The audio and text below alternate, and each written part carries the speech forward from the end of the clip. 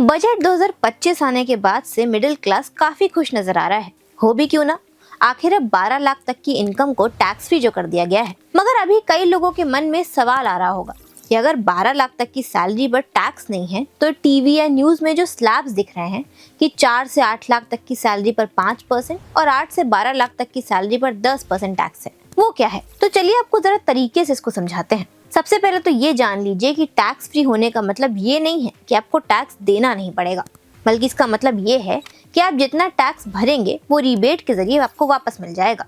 Rebate का मतलब होता है टैक्स में छूट जो सरकार आपको देती है। अब आते हैं कि टैक्स कैलकुलेट कैसे होता है।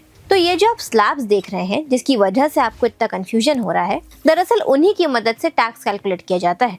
जैसे मान लीजिए आपकी एनुअल सैलरी 12 लाख है, तो नई टैक्स स्लैब के अकॉर्डिंग उस पर आपको 60,000 रुपए टैक्स देना होगा। वहीं सरकार की तरफ से 12 लाख तक की सैलरी पर जो रिबेट दी जा रही है वो भी 60,000 ही है, यानी जितना टैक्स दिया उतनी रिबेट मिल गई। तो कुल मिलाकर टैक्स हो गया 0।